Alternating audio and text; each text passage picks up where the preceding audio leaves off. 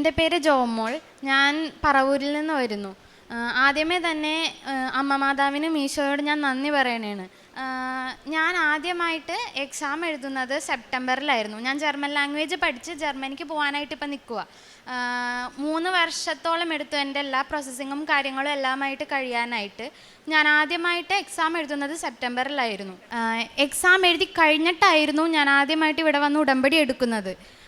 ഉടമ്പടി എടുത്ത് കഴിഞ്ഞിട്ടാണ് എനിക്ക് റിസൾട്ട് വരുന്നത്. പക്ഷേ ഞാൻ ആ എക്സാമിന് തോറ്റുപോയായിരുന്നു. പക്ഷേ എന്നാലും ഞാൻ മാതാവിനോട് പ്രാർത്ഥിച്ചു, എൻ്റെ അമ്മ മാതാവേ, എനിക്ക് എങ്ങനെയെങ്കിലും ഇനി എഴുതാൻ പോകുന്ന എക്സാം പാസ്സാക്കി തരണമേ എന്ന് ഞാൻ പ്രാർത്ഥിച്ചിരുന്നു. ഞാൻ എന്നിട്ട് ഫെബ്രുവരിയിൽ വീണ്ടും വന്ന് ഉടമ്പടി പുതുക്കിയതിന് ശേഷം ഞാൻ വന്ന് എക്സാം എഴുതിയപ്പോൾ ഞാൻ ഒരുപാട് പ്രാർത്ഥിച്ചിരുന്നു. വിശ്വാസ പ്രമാണം ചൊല്ലിയും എല്ലാം ഞാൻ പ്രാർത്ഥിച്ച് കയ്യിൽ മാതാവിൻ്റെ കാശുരൂപം കൊണ്ടുപോയിട്ടാണ് എക്സാം എഴുതിയത്. 2 മൊഡ്യൂളെങ്കിലും എനിക്ക് പാസ്സായി കിട്ടണമേ എന്ന് ഞാൻ നന്നായി പ്രാർത്ഥിച്ചിരുന്നു. ഞങ്ങൾക്ക് B2 എക്സാമിന് 4 മൊഡ്യൂളാണുള്ളത്. അതിൽ 2 മൊഡ്യൂൾ മാതാവ് എന്നെ പാസ്സാക്കി അനുഗ്രഹിച്ചു. അത് കഴിഞ്ഞതിന് ശേഷം ഞങ്ങൾക്ക് കുറച്ച് സാമ്പത്തികമായിട്ട് ബുദ്ധിമുട്ടുകളുള്ളത് കൊണ്ട് തന്നെ എനിക്ക് അപ്പോൾ തന്നെ ബാക്കി 2 മൊഡ്യൂളും പിന്നെയും എഴുതാനായിട്ട് പറ്റിയില്ല. കുറച്ച് ഗ്യാപ്പ് വന്നായിരുന്നു. അത് കഴിഞ്ഞിട്ടാണ് ഞാൻ എക്സാം എഴുതാൻ ബാക്കി 2 മൊഡ്യൂൾ എഴുതാനായിട്ട് പോകുന്നത്. അത് 2 മൊഡ്യൂളും എഴുതി. ആ 2 മൊഡ്യൂളും എനിക്ക് പാസ്സാകാനായിട്ടുള്ള അനുഗ്രഹം മാതാവ് എനിക്ക് തന്നു. അത് കഴിഞ്ഞ് എനിക്ക് ഇൻ്റർവ്യൂവിൻ്റെ സമയമായപ്പോഴേക്കും പിന്നെയും ഒരുപാട് ഡിലേ വരികയും അങ്ങനെ ഒരുപാട് പ്രശ്നങ്ങൾ ഉണ്ടാവുകയൊക്കെ ചെയ്തായിരുന്നു.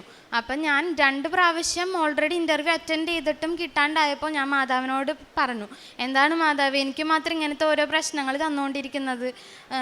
കുറേ പിള്ളേർ പോയി, അതേപോലെ എൻ്റെ കൂടെ വേറെ 2 പിള്ളേരും ഉണ്ട്, അവർക്കും കിട്ടണില്ല. അപ്പം ഞാൻ വളരെ വിഷമത്തോടെ മാതാവിനോട് പറഞ്ഞു, മാതാവ് എങ്ങനെയെങ്കിലും എനിക്കിതൊക്കെ ഒന്ന് ശരിയാക്കി താ. എൻ്റെ വീട്ടുകാർക്കാണെങ്കിലും ഒരുപാട് വിഷമമായിരുന്നു. കാരണം എന്താണെന്ന് വെച്ച് കഴിഞ്ഞാൽ ഞങ്ങൾ ട്വിൻസാണ്. അവൾ ഡിഗ്രി സെക്കൻഡ് ഇയർ ആയ ടൈമിലായിരുന്നു ഞാൻ പ്രോസസ്സിങ് സ്റ്റാർട്ട് ചെയ്യണത്. എന്നിട്ടും എൻ്റെ ഒന്നും ആകാണ്ടായപ്പോഴേക്കും എൻ്റെ വീട്ടുകാർക്ക് വളരെയധികം വിഷമമാവുകയും അവരും പറഞ്ഞു തുടങ്ങി, ഇത് നിർത്താം, ഇനി ഇതിലേക്ക് പോകണ്ട, ഈ എക്സാമും കിട്ടിയില്ല എന്നുണ്ടെങ്കിൽ വേണ്ട, അങ്ങനെയൊക്കെ അവർ പറഞ്ഞെങ്കിൽ ഞാനിതിൽ ഉറച്ചു നിന്നു. എൻ്റെ മാതാവിനെ കൈവിടില്ല എന്ന് ഞാൻ ഉറച്ച് വിശ്വസിച്ച് തന്നെ ഞാൻ നിന്നു.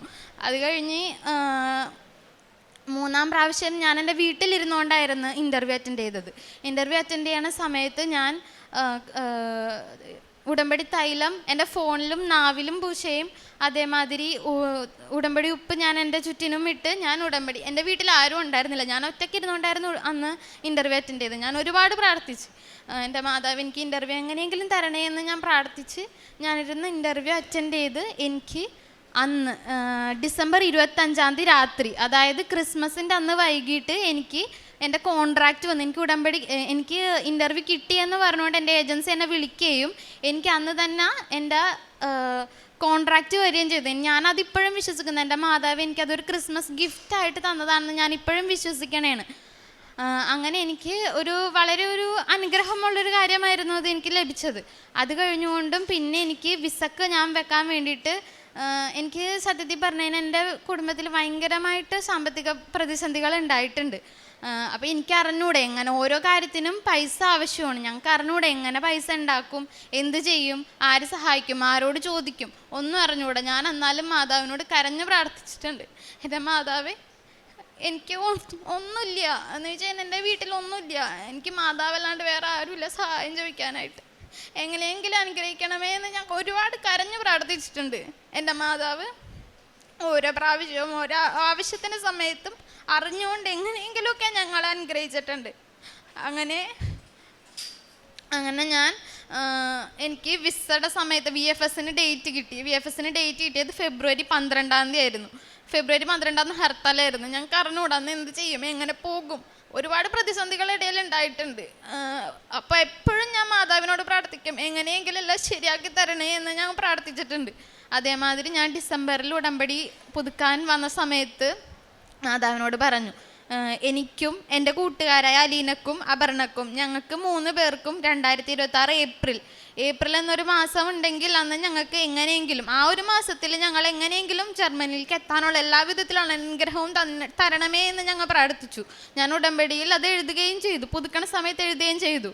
അങ്ങനെ ഡിസംബർ 18-ാം തീയതി ഞാൻ വന്ന് പുതുക്കി. അത് കഴിഞ്ഞ് ഡിസംബർ 20-ാം തീയതി എൻ്റെ ഒരു കൂട്ടുകാരത്തി അപർണ എന്ന് പറയുന്ന ഒരു കൂട്ടുകാരത്തി ജർമ്മനിയിലേക്ക് പോവുകയുണ്ടായി. അത് കഴിഞ്ഞുകൊണ്ടും ഞാൻ പിന്നെയും ഫെബ്രുവരി 12 വി എഫ് എസിൽ ഞാൻ ചെന്നു, എല്ലാം ശരിയായി. അതേമാതിരി എൻ്റെ കൂടെ വന്ന എല്ലാവർക്കും വിസ കിട്ടി, എനിക്ക് മാത്രം വിസ വന്നിട്ടില്ല. അതേപോലെ എൻ്റെ കഴിഞ്ഞ് വെച്ച വിസക്ക് വെച്ച പിള്ളേർക്ക് വരെയും വിസ വന്നു, എനിക്ക് മാത്രം വന്നില്ല. ഞാൻ ഒരുപാട് വിഷമിച്ചു. ഞാൻ വീട്ടിൽ പറഞ്ഞില്ല. കാരണം എന്താണെന്ന് വെച്ച് കഴിഞ്ഞാൽ ഞാനത് പറഞ്ഞു കഴിഞ്ഞാൽ എന്നേക്കാൾ കൂടുതൽ വിഷമിക്കാൻ പോകുന്നത് അവരായിരിക്കുള്ളൂ. എൻ്റെ അമ്മ മാതാവിനോടും എനിക്കും മാത്രം അറിയണ ഒരു കാര്യം. ഞാൻ ഒരുപാട് കരഞ്ഞ് എൻ്റെ മാതാവിൻ്റെ അടുത്ത് പറഞ്ഞിട്ടുണ്ട്, എൻ്റെ അമ്മ മാതാവ് എങ്ങനെയെങ്കിലും വിസ വരുത്തണേ, എങ്ങനെയെങ്കിലും ഒന്ന് അടിച്ചു വരണേ എന്ന് വെച്ച് കഴിഞ്ഞാൽ എനിക്ക് ഇപ്പോൾ 1 ഇയർ കഴിയാറായിരുന്നു. എൻ്റെ എക്സാം വാലിഡിറ്റി 1 ഇയർ കഴിയാറായിരുന്നു. ഞാൻ ഒരുപാട് പേടിച്ചു. കാരണം എന്താണെന്ന് വെച്ച് കഴിഞ്ഞാൽ ഒരുപാട് പേർക്ക് റിജക്ഷൻ വന്നതായിട്ട് ഞാൻ അറിഞ്ഞിട്ടുണ്ട്. അപ്പം ഞാൻ മാതാവിൻ്റെ അടുത്ത് പറഞ്ഞു പ്രാർത്ഥിച്ചു, എൻ്റെ മാതാവ് എങ്ങനെയെങ്കിലും എനിക്ക് ഇതൊന്ന് ശരിയാക്കി തരണേ, വിസ വരണേ, എങ്ങനെയെങ്കിലും ഒന്ന് വരണേന്ന് ഞാൻ ഒരുപാട് പ്രാർത്ഥിച്ചിട്ടുണ്ട്. അങ്ങനെ എനിക്ക് എൻ്റെ അമ്മ മാതാവ് മാർച്ച് 29 എനിക്ക് വിസ തന്ന് അത് കഴിഞ്ഞുകൊണ്ടും ടിക്കറ്റ് എടുക്കാനായിട്ടും എത്രയും പെട്ടെന്ന് ടിക്കറ്റ് എടുക്കാനും സാധിച്ചു. അങ്ങനെ ഞാൻ ഈ ഏപ്രിൽ 13 ജർമ്മനിക്ക് പോവുകയാണ്. അതേപോലെ ഞാൻ വേറൊരു കൂട്ടുകാരത്തിക്കും വേണ്ടിയിട്ട് പ്രാർത്ഥിച്ചിട്ടുണ്ടായിരുന്നു എന്ന് പറഞ്ഞല്ലോ, അവളും ഏപ്രിൽ 1 ജർമ്മനിക്ക് പോയി. അങ്ങനെ ഞാൻ പ്രാർത്ഥിച്ചവരുടെ എല്ലാവരും ഇപ്പോൾ ജർമ്മനിലാണ്. ഞാനും അവസാനമായിട്ട് ഈ ഏപ്രിൽ 13 അങ്ങനെ പോവുകയാണ്. ഇത് എൻ്റെ കഴിവ് കൊണ്ടല്ല, ഞാൻ മാതാവിനോട് പ്രാർത്ഥിച്ചതും മാതാവ് എനിക്ക് തരണമെന്ന് എൻ്റെ പ്രാർത്ഥന കണ്ടിട്ട് എൻ്റെ മാതാവിന് തോന്നിയത് കൊണ്ടും മാത്രമാണ് എനിക്ക് മാതാവ് തന്നത് ഞാൻ വിശ്വസിക്കുകയാണ്.